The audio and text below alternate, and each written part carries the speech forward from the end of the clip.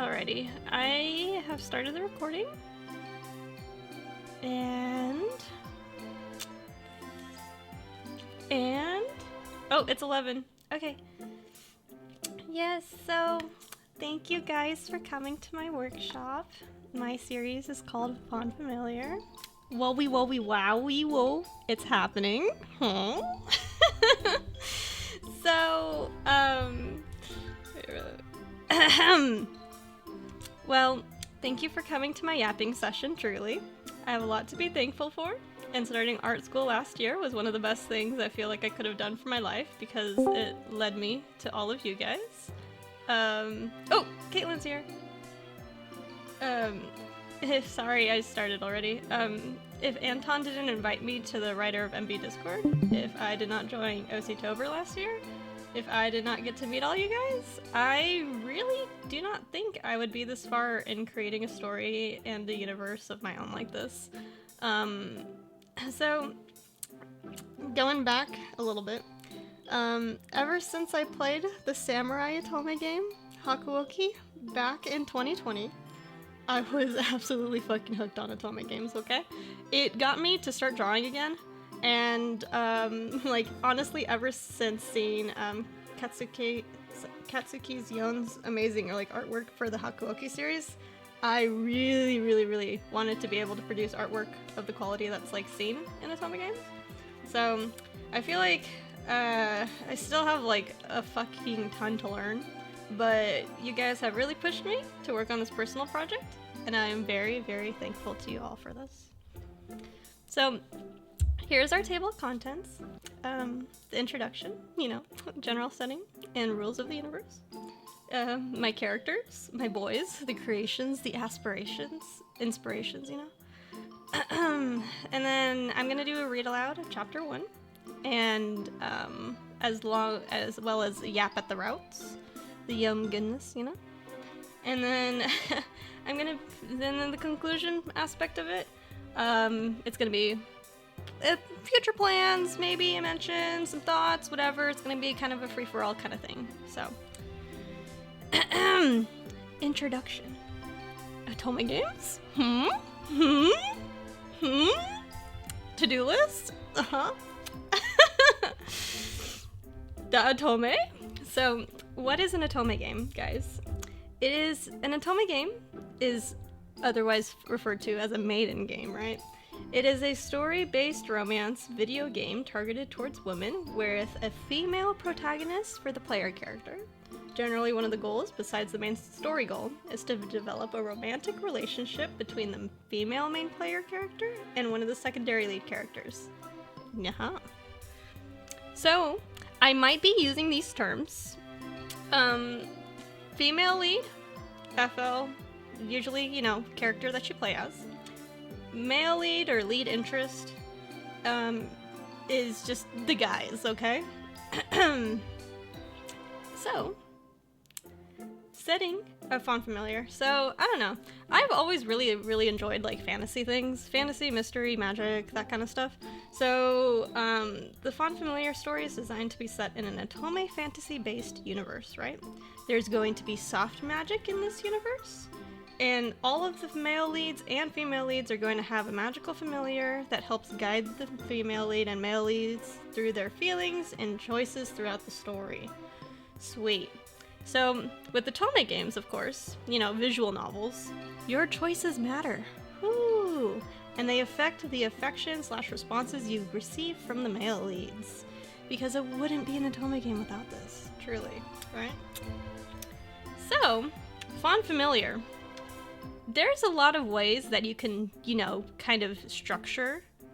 I know the terminology is a little bit samey. Fond Familiar. I think the way that I'm going to structure Fond Familiar is through chapters instead of having like a common route before you can romance the male leads individually, right? I'm not gonna have any of the routes locked behind other ones, so that you can play them just, you know, as is. And so during the introductory chapters, you get to meet all the boys, and then depending on your choices at the beginning, it steers the course of which male leads routes you end up going to, right?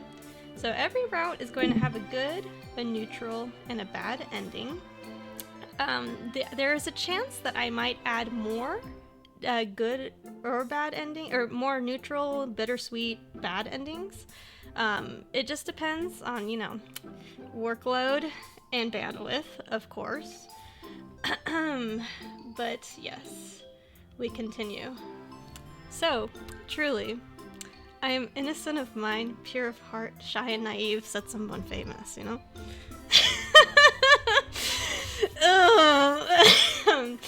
So, this is you know, this is a picture of me looking at my computer, and these memes are me in real life, okay? So, give me 1 second, I have to stop the first track to go to the next track because Google Slides is stupid.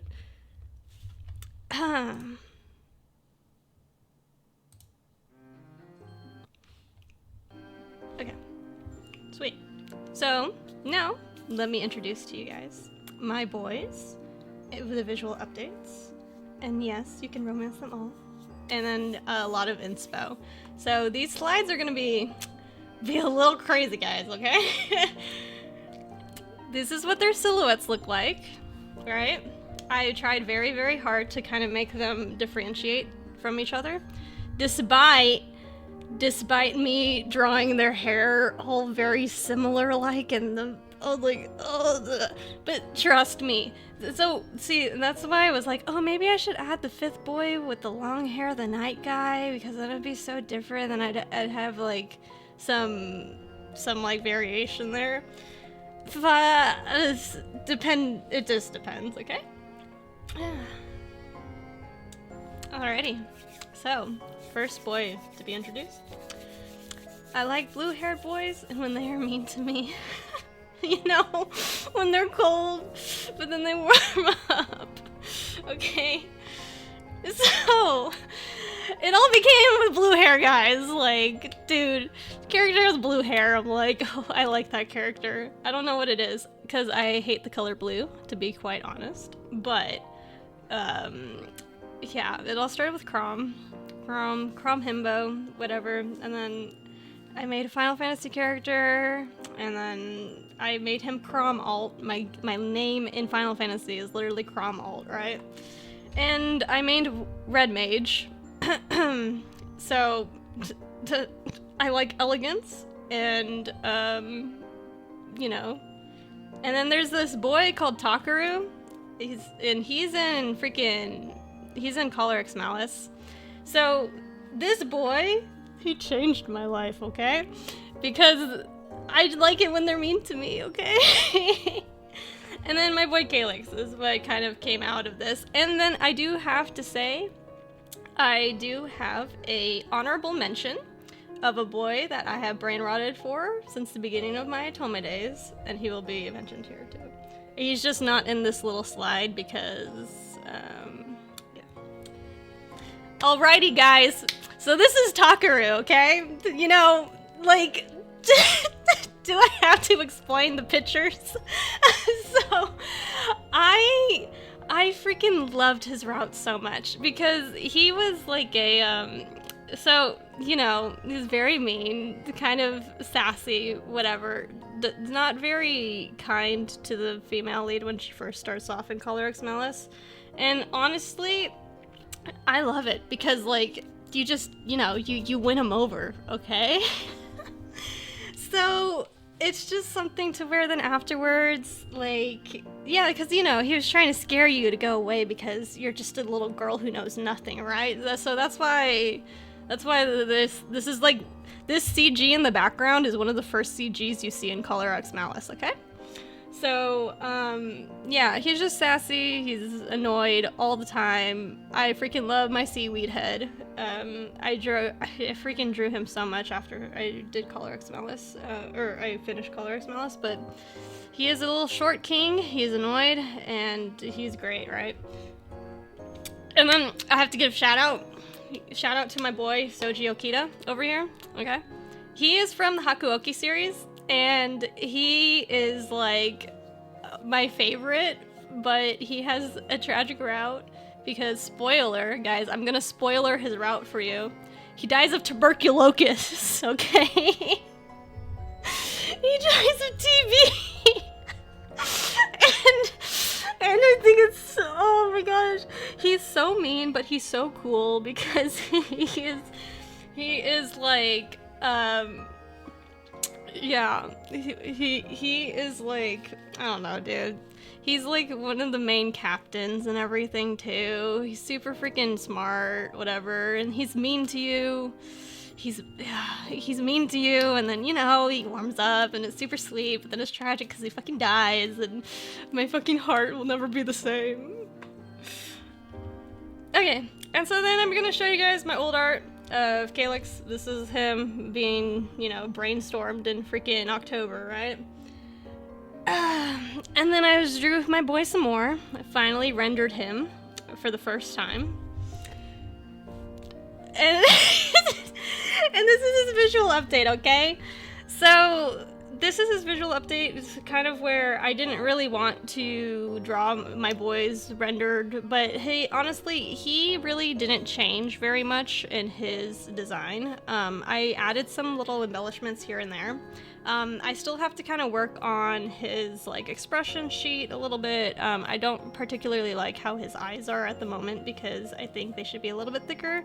But yeah, I feel like I'm having the most trouble with Calyx because he's my boy. He's my favorite, right?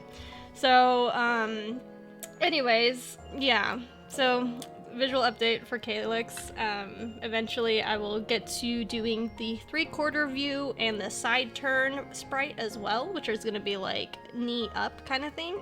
So the boys are going to be able to kind of like move around in my OTOME game, and then I'm also going to change their arm positions in certain positions to kind of, you know, enhance the story. So now one side of the coin, we're gonna go to the other side of the coin, okay? So Ally, who treats me like garbage, Calyx, right? And you guys know who's coming next. So, droopy eyes, you know, you become the ADHD hyperfixation. A wife would be cool. What would you do if I became a worm? I freaking love Rainer. Okay, so, Rainer, my boy Rainer. So, husband material, right? Yeah, the worm question, it's really important. So there's this boy also in Hakuoki called Harada, and he is my other, like, boy that changed my life when I played Hakuoki. And then Rainer is also kind of based off my husband, and then I just like purple hair. I think purple hair is not represented enough in visual media in general. So, and then I'm also going to give a shout out to another character who isn't particularly, like, he's not particularly a Rainer type character. He's kind of like in between Calyx and Rainer, but I will explain. Okay, Rainer. So this is Harada, guys. It's just a good man. His whole entire storyline in Hakuoki was just so much love, and he was just the best, and it's just so sweet, okay? I don't think I need to explain. He is extremely wholesome boy, and this is the vibe, and this is the feeling I want to give with my Rainer route, right? So, the reason why I'm kind of showing you guys all of these other inspirations is because I could not tell you at fucking all, like, what happened in the route. All I can remember is how they treated you and the feelings that come afterwards, right? So that's what I aim to do with all of these things. Is like, I don't care what happens in the story, what I care about is how you felt about them, okay? He is just truly husband vibes, right? Like at the end of the game too, you know, you guys have a baby together. I think it's really cute. You don't actually see that very much in OTOME games, okay? This is in like the main game too. I don't know if he could cook. I don't remember that. But Yeah, he's super fucking cute. Yeah, no, it's adorable. There's a few other baby CGs, but and then I wanted to give a shout out to Hanzo from Nightshade, right? So this character, oh my gosh, dude. So he is like between Calyx and Raynor because he doesn't fucking like talk to you very much or anything, but he is such dad vibes as well. He is so good to you, and that is just something that I really want Raynor to kind of experience as well, is just being so good to you, and you can't go wrong with it. Okay, no, well, I'm gonna move on. So, this is the beginning sketches of Raynor. It was so it was so hard, and then I kind of did some things, and then Ruben helps me, being like, he looks too much like Calyx, whatever, right? So decided to give him longer hair, whatever, and this is his visual update, okay? So, I still have to update Kevin. Kevin is a little lizard, right? But he needs to be a gecko. I'm gonna make him a little brighter. I'm probably gonna make him spotted, something like that, right? So this is the stuff that I have for Raynor at the moment. Yes, I'm really happy with how his eyes turned out. So I appreciate the help, Caitlin, for that one. But this is my boy Raynor. I fucking love him. Okay. Moving on. So, I usually don't like those young sad boy cinnamon roll routes, but I'm going to make this one so that I like it. Okay? Atlas, you are not alone. Okay? Inspo for Atlas! I don't know where he came from. So, this, I don't know. I literally have like no frame of reference on what made Atlas come into being. I just kind of feel like I kind of memed him into being, because, you know, he's a sad boy, so we bully him a little bit, right? He's got a pet rock, like, we make him feel bad about it, right? So, you know, I want to make my, yeah, okay, I'm going to move on a little bit. Well, okay, so there's nothing wrong with the pet rock. There's nothing wrong with the pet rock. It's just, I'm gonna make fun of him a little bit for it, okay? Yeah. You know what? I'm kind of sad that the chat isn't being shown too while I'm recording, but I appreciate everything you guys are saying. So, this is kind of, I was trying to like find cinnamon rolls, like, you know, characters, and so I don't really know. I haven't played some of these routes, to be completely honest, but every crew's got the little silly homie with the air of profound sadness about him. That's gonna be Atlas, okay? So, then the cinnamon roll stuff, I have to play those games. I have not played those routes yet. The only one that I played is K, which is on the right, but the route was, I don't know.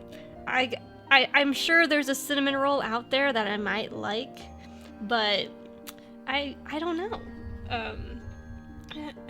Yeah, because Atlas, yes. So he is a sad, silly boy. What can I say? Okay? I don't know. I was trying to figure out what I could do because he doesn't really have any inspiration, so I just kind of made some memes about him. And then this is my beginning art of him, right? So, me trying to figure it out a little bit. And this is his visual update, guys. So, I think he's really cute. I'm really happy that I kind of made his elf ears a little more elfy. I didn't change his outfit that much, but honestly, I tried to change his cape like fucking 7 times and I could not figure it out. So, so I just kept it because I felt like the shape of it was fine. So, he's my Yes, he has little elf ears, guys. New update. And then, oh yeah, so if you guys, I forgot to say, if you guys wanted to follow along in the library, I did post the PowerPoint itself if you wanted to go back and check it. But I will be posting all of this, and then there will be discussion. And then we could go back to the slides and all that kind of stuff. So, okay, Leander. Okay, I don't have anything to say about him. He has his own quote, because he's just like that, right? So, you're nothing more than prey I've caught, and I can feast on you at any time. Let's go, guys. So, you see.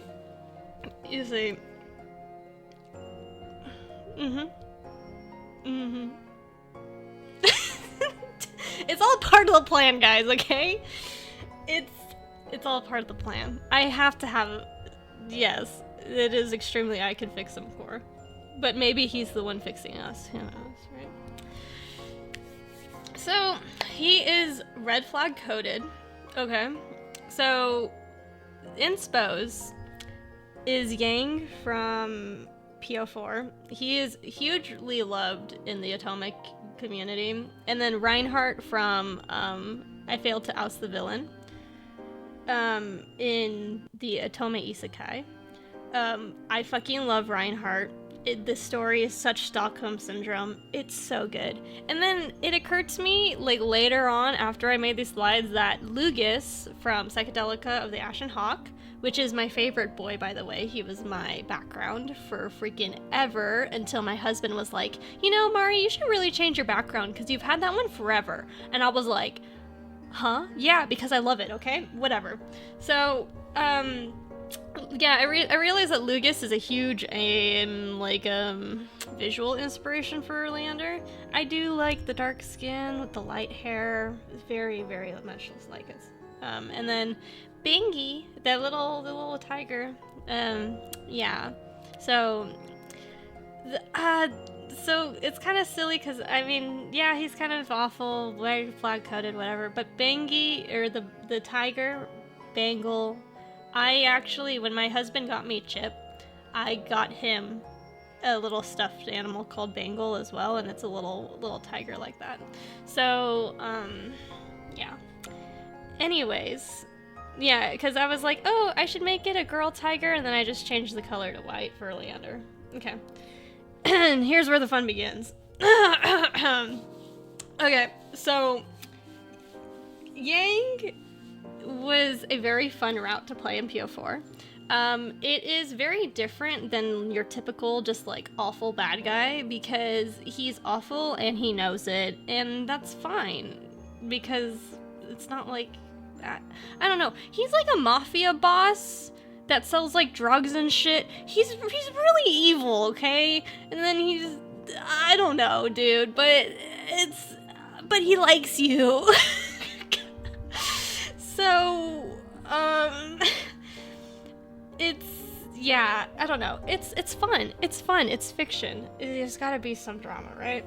So, basically, do I have to explain?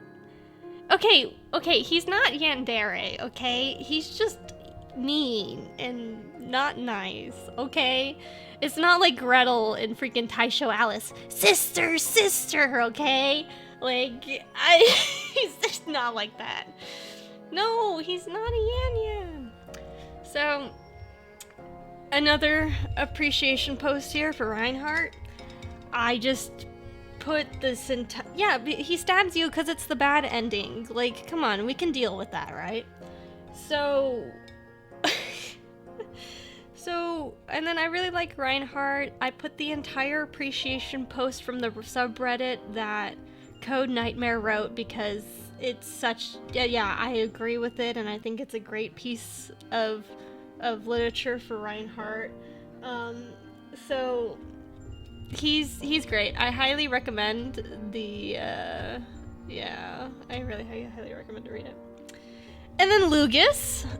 So when I was looking at some Lugus CGs, I was like, yo, I love this boy. Look at him. He's so fucking cool. And then I realized he does a bunch of stabbing too. And I was like, maybe we're on to something here. Credit to Rixo for these adorable little tigers. Very much Belle coded, right? So even though Belle is really small for the most part, in the game, I'm going to make her huge as well. So she can get big and she can be tiny. You know, whole thing where it's like, oh, it uses more energy when they're larger so they don't stay in that state, whatever. She doesn't like to be large. She likes to be tiny and cute because then she can hide better. But if Leander asks her to, you know, shape up, she will. So these were my beginning things for Leander. Tiger Thong credit to Rue over here. And this is his visual update. Thank you, Rixo, for the suggestion on the fluffy kind of like a coat thing. So, yeah, I'm very happy with how Leander's visual update came out. I'm very excited to kind of refine things a little bit. But yeah, all the boys are going to have their like some normal expressions, and then they're going to have a few unique expressions as well.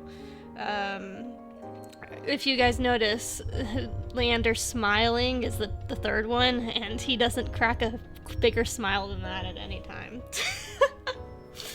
So this is the old designs, and these are the new ones. I'm just gonna flicker a little bit. Boop, boop, boop, boop, boop, boop, boop, boop. Alright? So, I'm very happy with how they kind of got upgraded a bit. And the thing is, though, is I have not rendered any of them or done any light art for any of them. So, in OTOME games, like a lot of the times what they do is they will overlay patterns and kind of like either multiply or overlay or whatever in Photoshop, and so their designs are going to be a lot more fleshed out and have texture to them as well. I already have ideas for like the texture and everything too. I think I kind of kept some of the notes that I wrote for Calyx's, where, like, you know, his vest is gonna have some snowflakes and some wind swirls, whatever, and then the pattern on the inside of his coat is gonna be some like crisscrossing with some little diamond sparkles and then little flames, so like candles. So so all the boys will have their own sort of texture and all of their clothes and patterns that are unique to them. And then I am still working on Melanie, my girl, right? So I was thinking that I was going to change a little bit of some things about her, but she'll still be somewhat the same. I just have not had the time to actually go through and kind of like color her and all this kinds of stuff, but I was thinking of making her dress a little bit more poofy. So yeah, just some things of Melanie.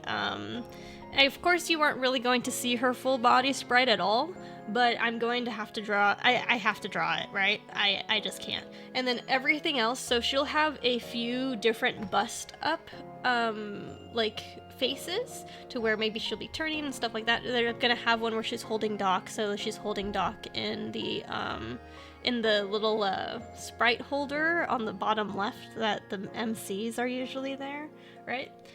And so, yeah,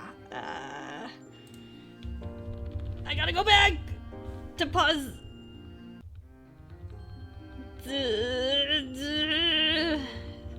Watch me, excuse me while I struggle for the next backtrack.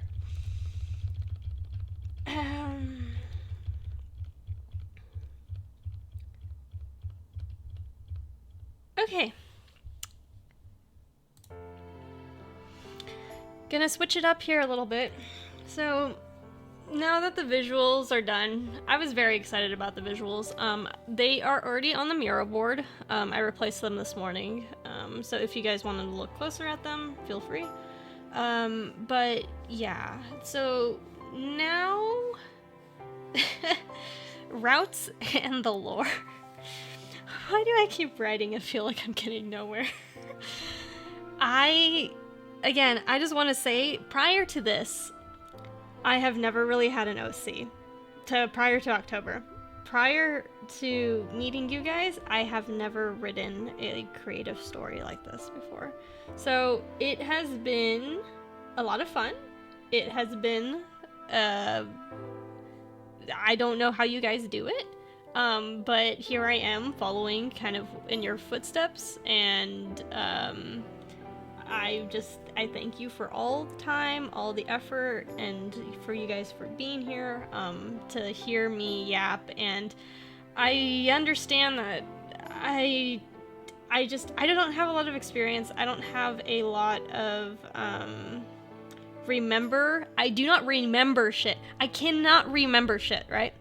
So when I complete a story, when I read something, when I complete an Otome game, the only thing I remember is how it made me feel. So I'm hoping that I can translate that feeling into my Otome game while having the writing not be too arduous to get through, and, you know, be just all right. I don't care if my writing is mediocre. What I care is about how it makes you feel, okay? So I will continue to try to do my best. And let's do a little bit of explaining. So, familiars, right? So I was thinking that I really needed to address the questions on what familiars kind of do and how they interact, because for a lot of the time, like, I have been mostly focusing on only of my boys, right? And now that I'm kind of writing, like, since I wrote the first chapter, I was like, okay, so these familiars, I have to give them lines, I have to give them sprites as well, and I have to really do my best to incorporate them, because they are people too. They are our friends. So what are familiars, right? So familiars are like a magical companion that you can obtain at any age in your life. So I would like to think that familiars, they speak to you during your childhood, and they don't become physical until later in life. It's something to where it's like an imaginary friend at first, but then it becomes real. So familiars are a component of one's heart.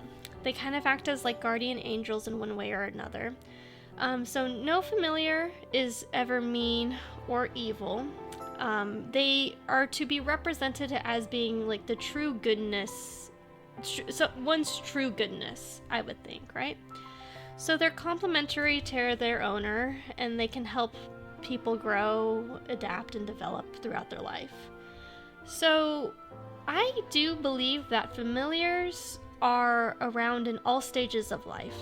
Perhaps not physically, like at all times, because I would like to think that maybe familiars rest, or they have little hibernation periods throughout their lifetime to where they can develop new skills or mature a little bit, right? Just as you do in life, right?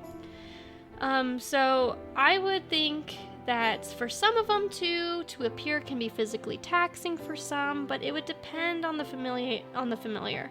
So some familiars tend to materialize more often than others. For example, like Chip. Chip is an almighty being, okay? So you will see Chip a lot more than maybe you would see like Belle or something, because she would probably like stick back or hang out with Land or whatever, right?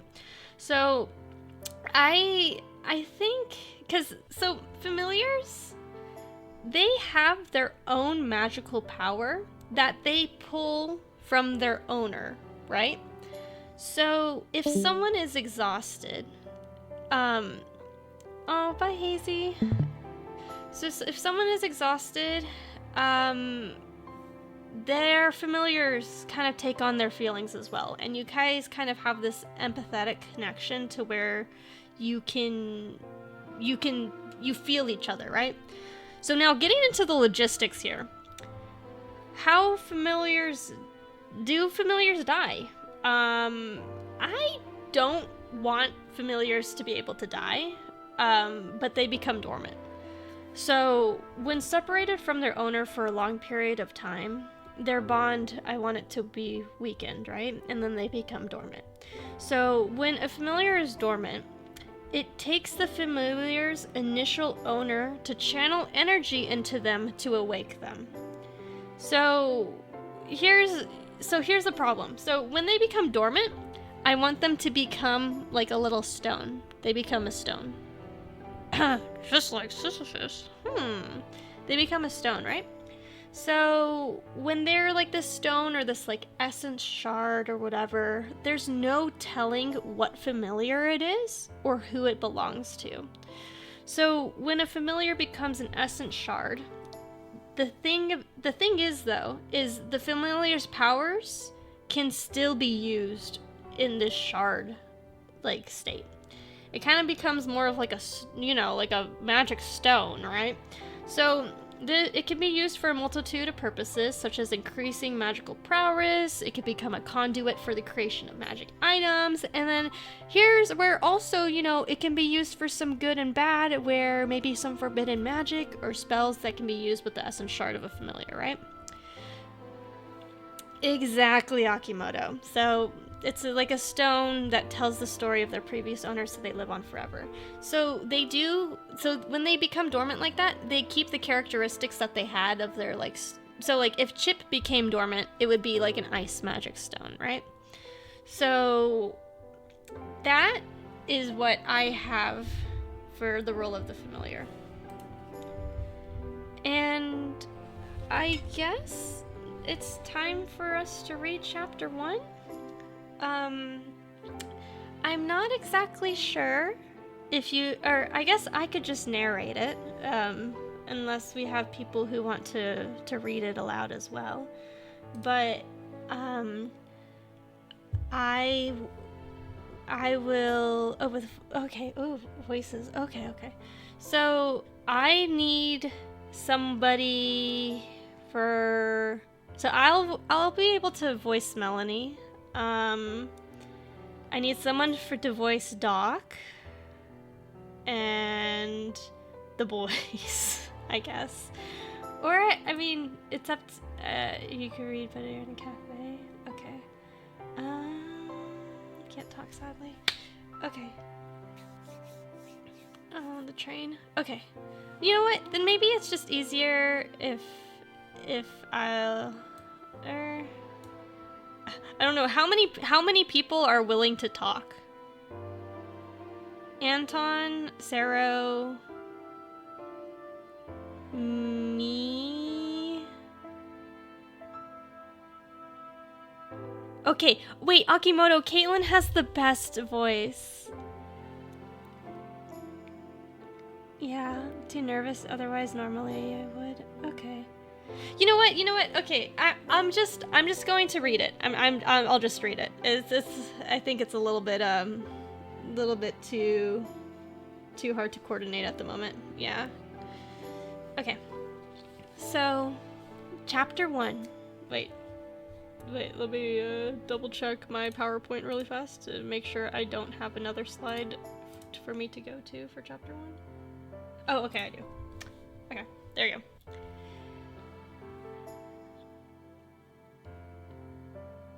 Oh, new music necessary? Oh shit, I didn't think about doing music for the chapter. Let me... You know what? give me like 1 second. I could put new music on right now.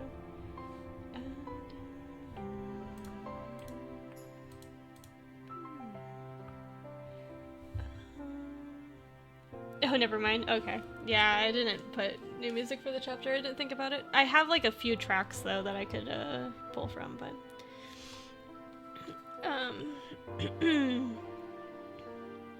okay, as long as it's cozy enough.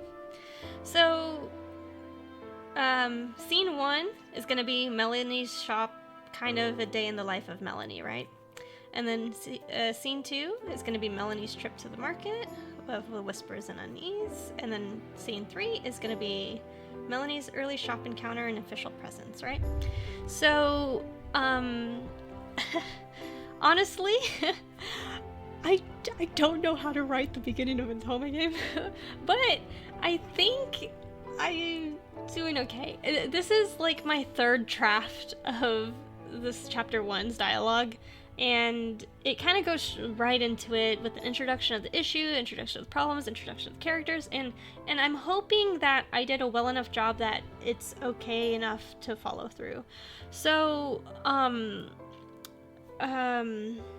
okay. So, let's get going. So, chapter 1 dialogue, scene 1, a day in the life. If you guys wanted to follow along with it, it is posted in my, here, let me link it.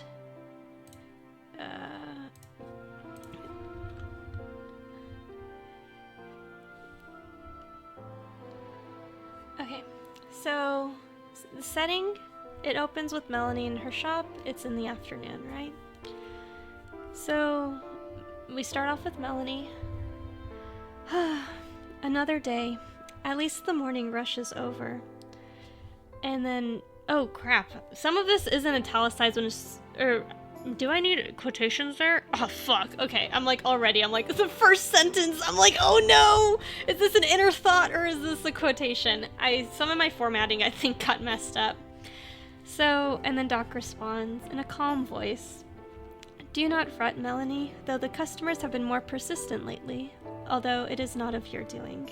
Things have not been feeling right lately. Melanie, speaking softly, I guess so. It does seem like things keep going wrong for some reason. Melanie, inner voice. Easy for you to say, Doc. It seems like no matter how careful I am nowadays, no matter how much I double-check my stock, issues with it continue to arise. I don't have the sound effects for this, so shop bell chime, ding-a-ling, you know? Lucia, her sister, yelling out. I'm not gonna yell out right now because my niece is over.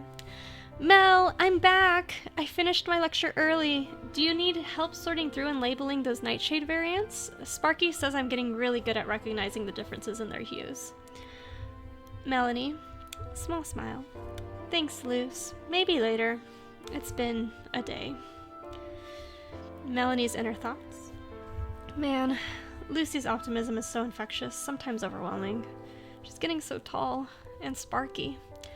I hope she decides to show up for her properly soon. She talks to him so earnestly. I remember when I was talking to Doc like that. Doc? Amused. Patience, Mel. Familiars materialize when the heart and mind are ready for their true form. Hers is still bubbling with youthful effervescence. It needs to simmer a little. Okay. Shop bell chime. Ding ding ding. Twice. Ding ding ding. Okay. Elderly woman who is upset. This lavender tea, dearie. It used to send me off to dreamland like a babe, but last night, all I could do was toss and turn. It was not restful at all. Melanie, understanding. I'm so sorry to hear that, ma'am. Perhaps we can try a fresh batch, or I can offer you a blend with chamomile today. On the house? Melanie, inner thoughts. The last batch of lavender I had looked fine. I wonder if this is just a coincidence. Young mother, worried.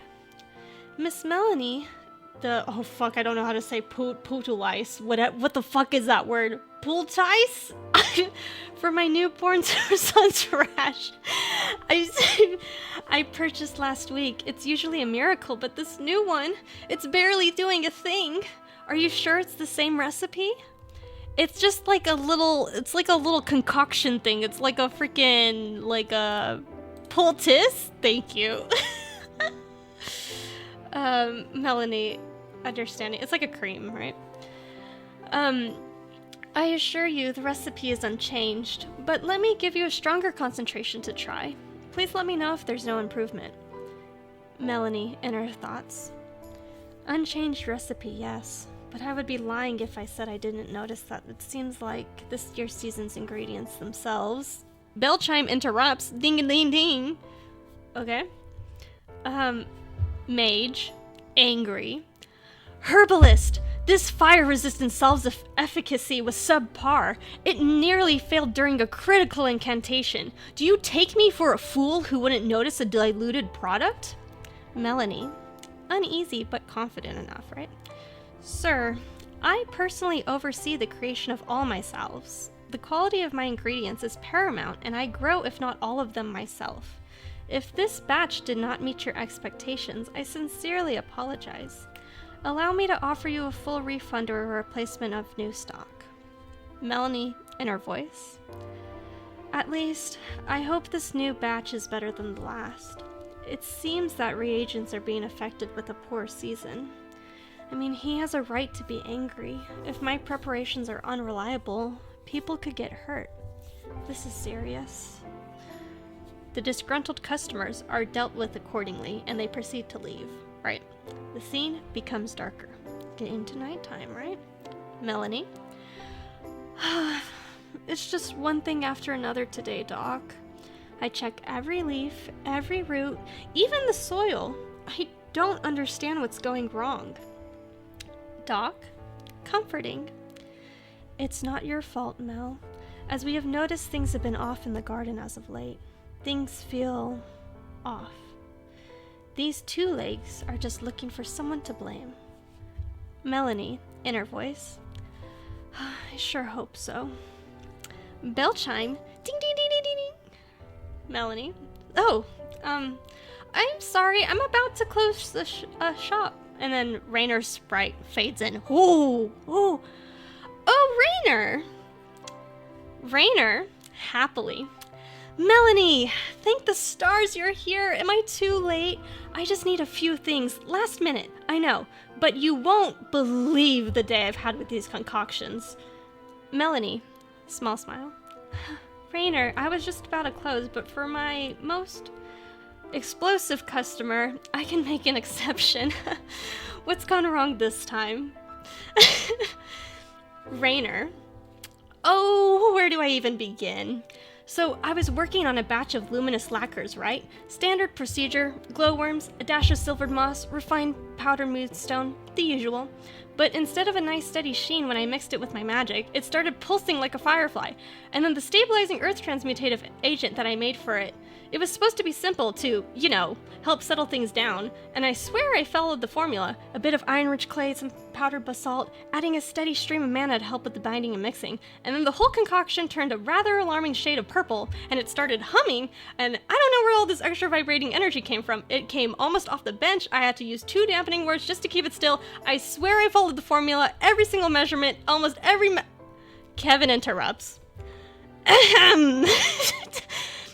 Perhaps if you consulted page 73, subsection B, before adding the powered moonstone, which, I might add, was intended for the luminous receptive tincture request scheduled for later this week, such surprising vibrational anomalies might have been avoided, Raynor. Raynor, sheepishly. All right, Kevin, you got me. Maybe I got a little ahead of myself with the moonstone. I assumed with the small addition, with the moonstone, the luminous lacquers would have shined more vibrantly with the added material, but instead I gave it too much magical energy to contain in such a small dose. But still, even the stable reactions I have done recently have felt lackluster, which I was aiming to curb with the added moonstone. They've been so sluggish lately, like the reagents are half asleep. Or, you know, you just add a tiny pinch of something potent, and it reacts like you've thrown in a whole handful. It's just like the whole aether is unstable. Melanie, thoughtful. You know, Raynor, it's strange that you say that. Just earlier today, I had some previous customers saying similar things about their usual remedies. It's not like I'm not taking care of my stock and garden. After all, I oversee the combination of all my salves personally, too, so everything just seems odd. Melanie. Oh wait, okay, Anton, you wanna do the boys? I mean, I'd be happy if you do the boys. Would you like me to voice Raynor for you? Yes, please. Okay, here, I'm gonna do Melanie. So, you know where we're at? You just reagents are half asleep. You just read that line and then thought Melanie thoughtful, right? Yeah, Melanie. So. Yep. Yeah. Okay. Melanie, inner thoughts. This is sounding a bit more than a bad harvest season. Oh, I closed the freaking... No! No. Sorry. No, you're fine. You're fine. Oh, Rainer. Oh, Rainer. Well, now that you mentioned it, I guess I have received some newsletters from the Alchemist Guild. They were saying something about it being particularly temperamental seasons to reagents. Honestly though, I skimmed them so I do not know the details. I was too busy trying to stop my own concoctions from their unintended effects. Although I have not experienced anything like this before, maybe that's why Dad has been so on edge lately. I wonder if something bigger is brewing. So, Melanie. So, I assume you need more glowworm, silvered moss, and moonstone?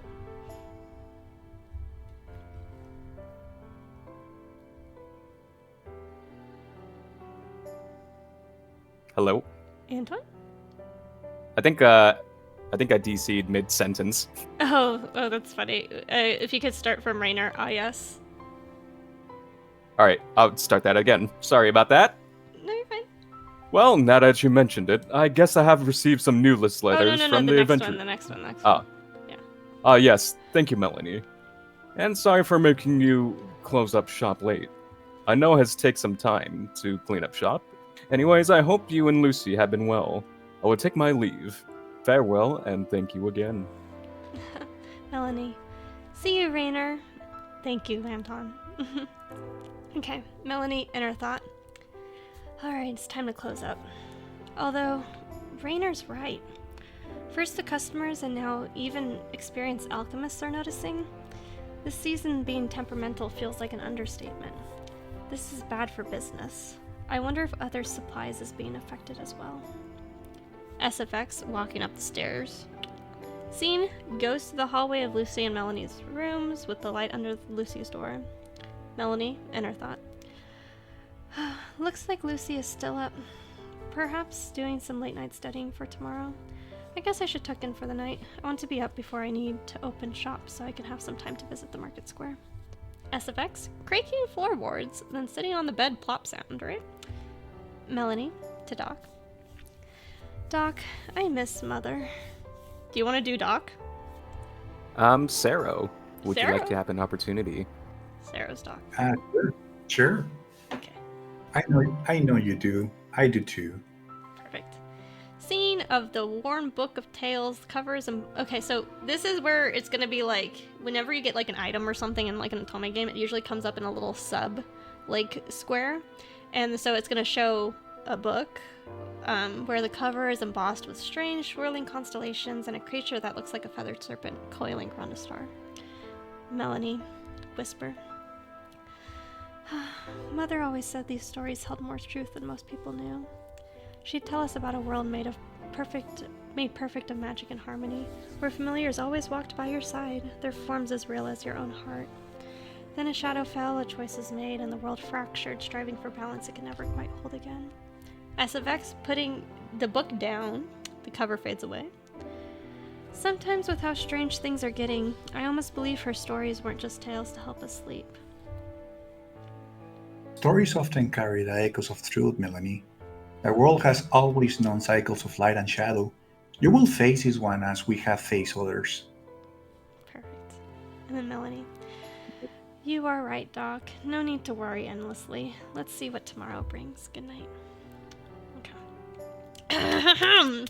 Alrighty, scene 1 is done. Scene 2, market murmurs. SFX, morning bird sounds. Chirp chirping, you know? And then Doc is in Melanie's arms.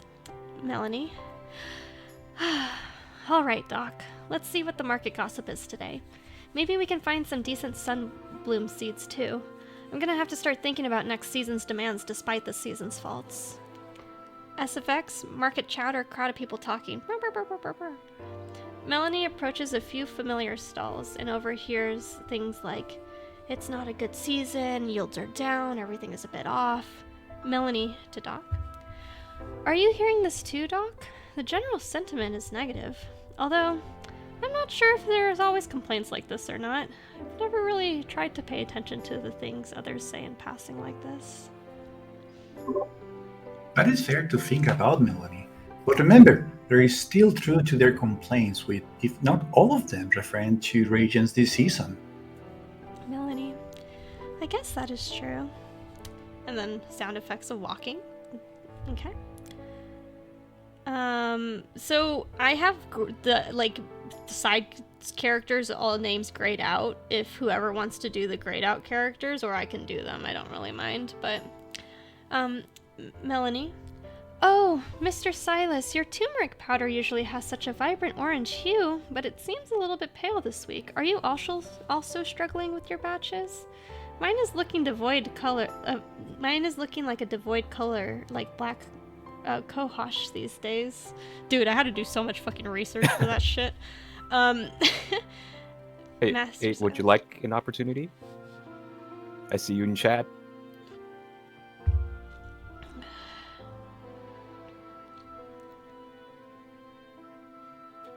Would you like to read some lines? I think 8 is out right now, right? Yeah. That's true. Oh, sorry about that.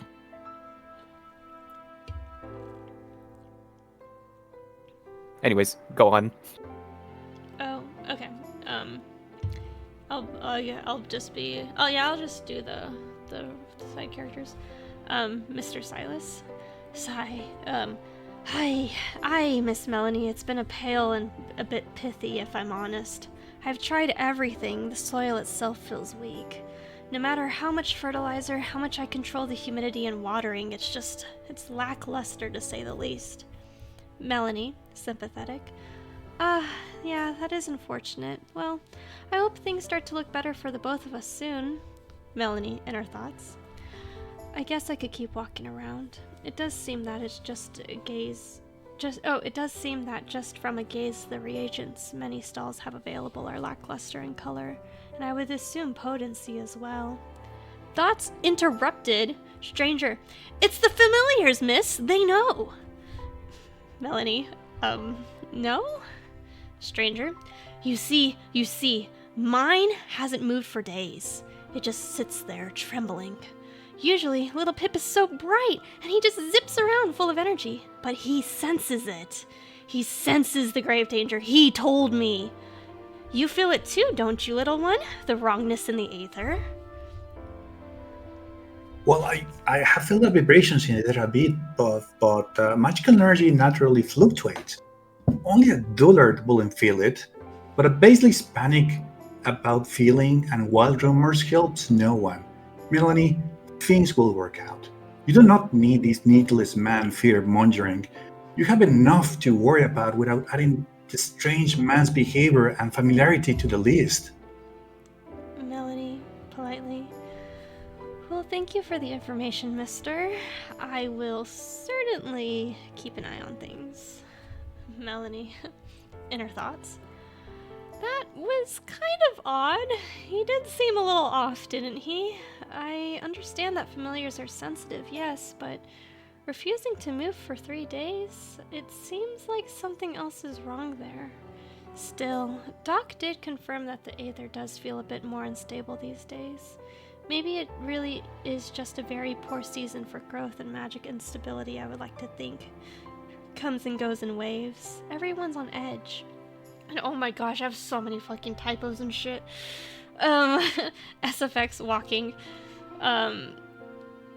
Melanie. Thoughtful. Still a bit of time before I need to open up shop. What do you think I should do, Doc? Information is seldom a burden, Melanie, if gathered wisely, but so is timely preparation for the day's work. Melanie, it looks like I still have some time. Should I? Player choices, guys. 1, 2, and 3. 1, talk to more townsfolk. 2, visit other shops. And 3, go home and prepare to open the shop. So, I'm just gonna go down and just continue to read it as if we chose all the choices, because we are able to choose all the choices in this one. So, option 1, talk to more townsfolk. Melanie, in her thoughts. Maybe that strange man isn't the only one with only one with trouble regarding the behavior of his familiar. It can't hurt to listen a bit more. Worried mother? Worried. Little Elra, she has not spoken a word to us in days. Only whispers to her shadow cat familiar, Mittens. Mittens used to be so playful, but now she just stares into the void? It's like she sees things we don't. SFX, clanking of metal, you know, when banging of pipes. Irritated blacksmith. Not another blunder. Mischievous blighters never been so unreliable. The temperature's so volatile. This is the third blade you've ruined, Cinder. Melanie? Inner thoughts? Uncharacteristic behavior. Familiar's acting up. I wonder what changed. Is their energy control being disrupted or something? Doc seems to be fine. I might be cutting it a bit close getting back to the shop. Should I? Okay. Other options appear. So then we choose option 2. Visit other shops. Melanie. I should just see how other merchants are faring. Are their goods also affected? Or is Mr. Silas and I just unlucky? Distraught baker. This is the second loaf that has not risen properly. Frantic alchemist. My sunfire elixirs are barely glowing and my concoctions have been so muddy. If this keeps up, we'll all be ruined. Melanie. Inner thoughts? It seems widespread, like a systemic problem. I might be cutting it a bit close to getting back to the shop, should I? Okay, Atlas Encounter. Atlas Encounter triggered if the player chooses option 1 or 2, or both, no matter what. If both are chosen, -1 affection with Calyx. So BG is the town square, changes now, from like the town road. So SFX is walking towards the fountain, and then fountain water running. Melanie. If anything, I guess it's still a good sign trade is still rampant. Oh. Inner thoughts? Oh, that man. A man is seated on the edge of the stone square, seemingly oblivious to the market's remaining bustle. His attire is striking, clothes that seem woven from twilight, hues of deep blues and muted purples that subtly shimmer. Intricate embroidery of constellations. A worn leather pack with what looks like rolled maps and parchments rests behind him. A rock sitting placidly at his feet. Melanie. Inner thoughts. His clothes. They're beautiful and so unusual. It looks foreign. Nothing's sold in the city's looms or even the traders' caravans. And he's so still? What in the world is he looking at? He seems intensely focused on a point in the distance, sketching rapidly on some parchment.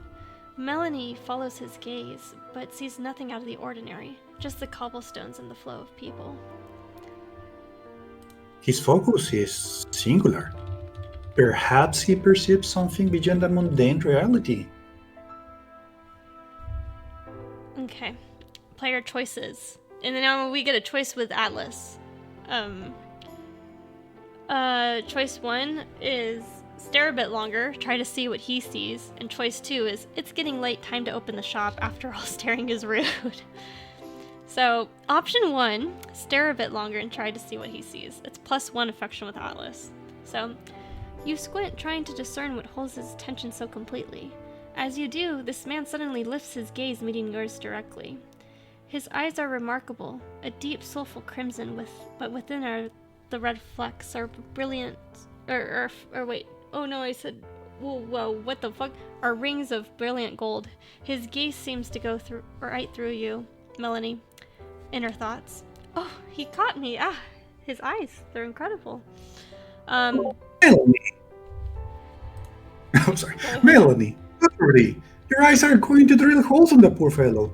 He's clearly communing with, well, something beyond our current to-do list. Melanie, Slight blush. Oh, you're right. You're right, Doc. Sorry, let's go back. And then if you do option 2, it's getting late. You just proceed to scene 3. Okay. Scene 3. Ice Mage's Inquiry. As you approach the shop, you see a small, bright blue figure pressed up against the shop window. Melanie. Inner thoughts. Oh, a customer already? And I haven't even opened yet. Wait a minute. Is that a penguin? Upon closer inspection, it is indeed a little blue penguin, actively tapping on the window with its beak, leaving tiny little condensation marks. Is he trying to get the attention of whoever's inside? Melanie muttering to Doc. Well, that's a new one. I hope he doesn't damage the glass.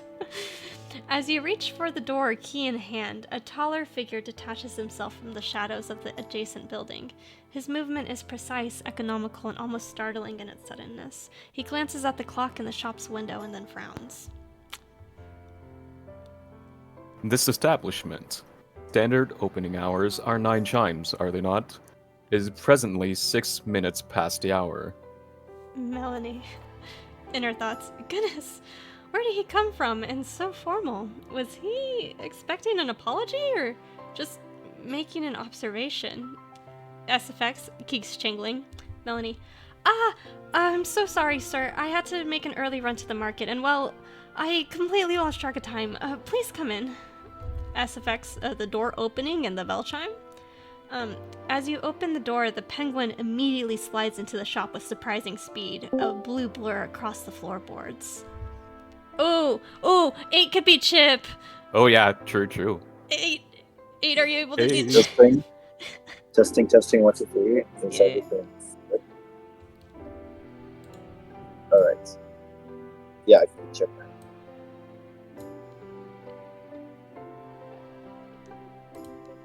Hello, can anybody hear me? Yep. Yeah. We hear you. Are you good for the next line? Yeah. Where are we now? We are Chip's page first 9, line. towards the bottom, Chip's first line. Sweet, the shop is open. I wonder what kinds of cool stuff they have. Ooh, shiny. And then the SFX of the walking and the bell chime. The penguin, having finished his initial slide, makes a beeline for a low basket filled with shiny dark blue nightshade berries, a common but mildly toxic herb if mishandled. Ooh, look at these. Yummy. Doc lets out an alarmed chitter and leaps from Melanie's arms and positions himself firmly between the penguin and the nightshade berries. Young, it's a shop of precise alchemy components and delicate flora, not an arctic iceberg for indiscriminate amusement. Boundaries are to be respected. Anyways, Herbalist, you are the proprietor, Melanie, yes? I require information. Have you observed any irregularities in the inventory or local flora as of late? Melanie, inner thoughts. He knows my name, and I don't think I've ever seen him before. Straight to business, then. Yes, I am Melanie. And yes, actually, this season's herbs are not as vibrant as they usually are. They seem lacking somehow. Lacking. Define vibrant. Quantify lacking. Specifics are required, Herbalist, if any useful data is to be gathered. Inner thoughts. Specifics? It's not like I've actually done any tests myself yet. How do you quantify a feeling? Well, for example, the color of most herbs I've been harvesting have been more dull in color, less vibrant, almost as if the magical energy within them feels weaker. Player choices! Woohoo!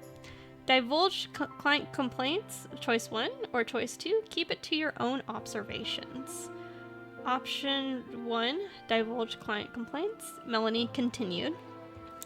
And it's not just the appearance. A client of mine just yesterday mentioned that a batch of fire-resistant salve I sold him felt weaker than his previous purchases.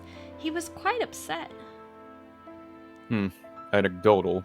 Certainly, but noted. Any deviation from established magical proprieties, even perceived as significant. It suggests a disruption in the foundational magical structures, or perhaps an environmental containment affecting reagent purity.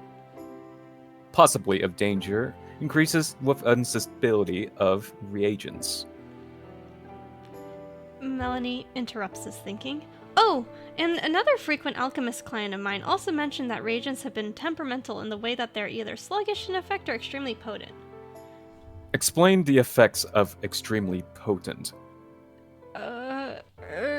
Well, I mean, I wasn't the one doing the reaction, but there was a lot of humming and excess energy in the concoction. Noted. Not enough information. Possible increased negative potency of reagents. Appreciative of the cooperation. Melanie's inner thoughts. Maybe I shouldn't have mentioned Rainer's issue. Kevin did say he didn't read the instructions. And then observation 2 is keep it to your own observations. So I'm just gonna... And so Melanie instead would just say, it is mostly a general dullness in their color and the magic resonance seems diminished. And then both choices start from here once they've ended. The unique text is ended, so... So we have a dull color, weakened effects. Have you noticed any unusual growth patterns?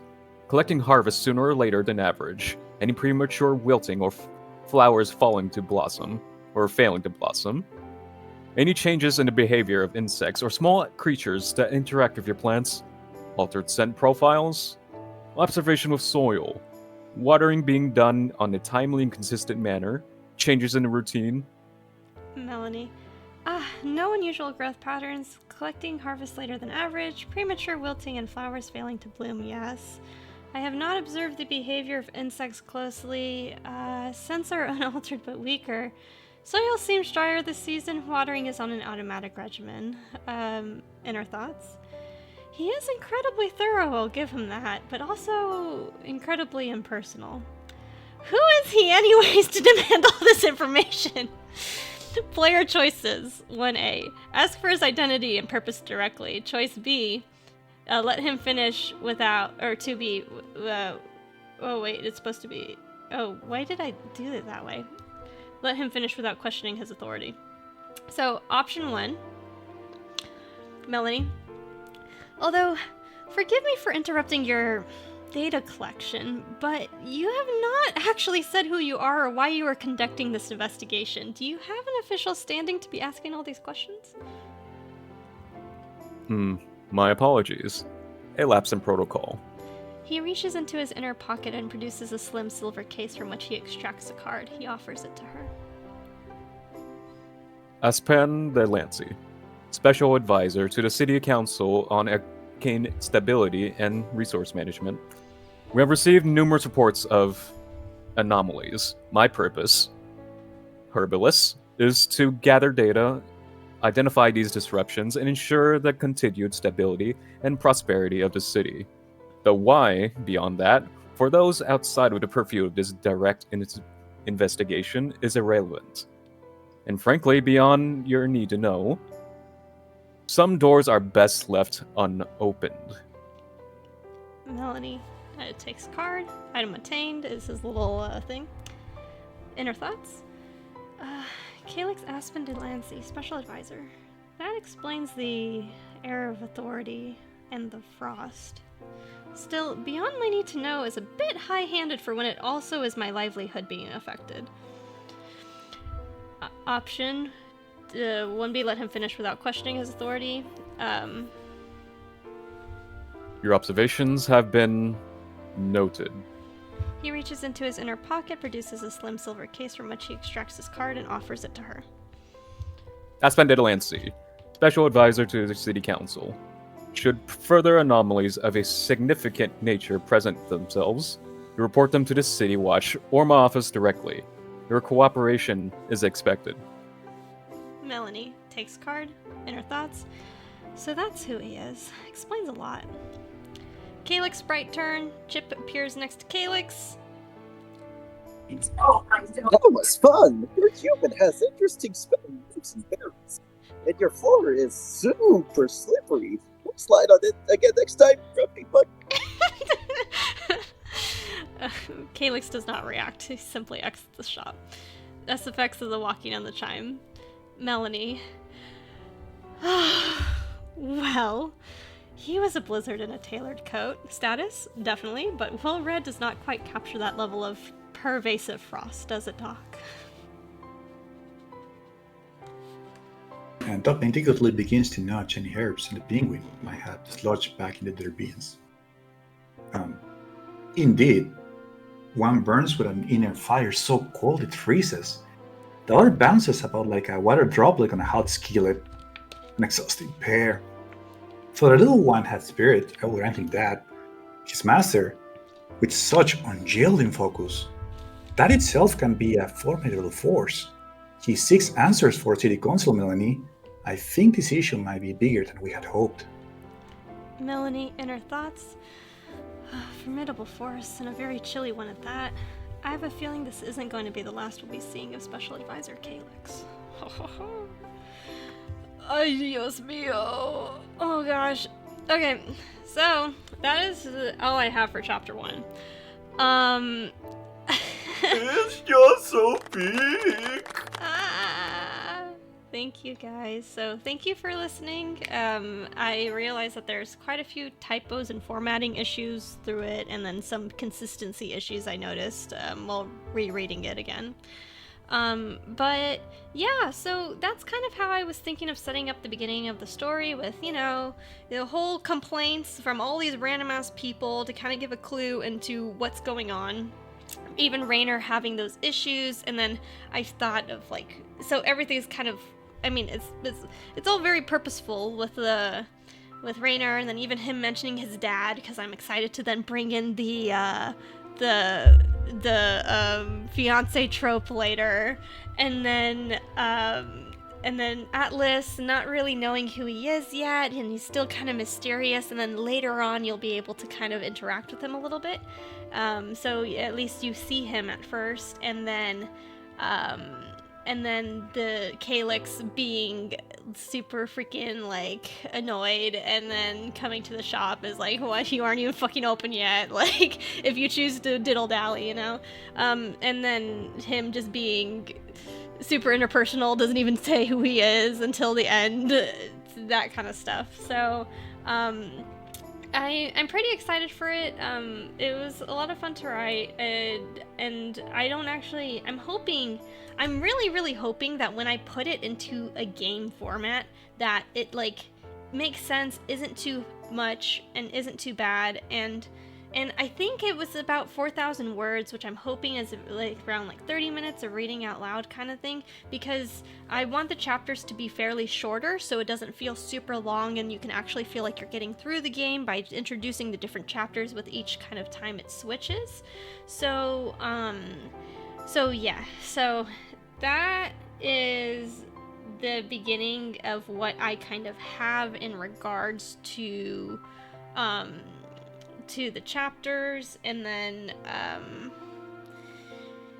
yeah, and I'll have to figure out what the fuck I'm gonna do in chapter 2 and chapter 3 and 4, but if anything, I do have ideas for all the routes once you actually get to select them, kind of thing. And I guess, oh, I didn't enter a subtitle, sorry. Questions. This is a mini workshop, guys, despite how much information is packed into it, but yes, you could feel free, and thanks for listening to my yap session. I think that was the most that I could possibly do at the moment, because I'm kind of fucking losing it. So yeah, that is my thank you.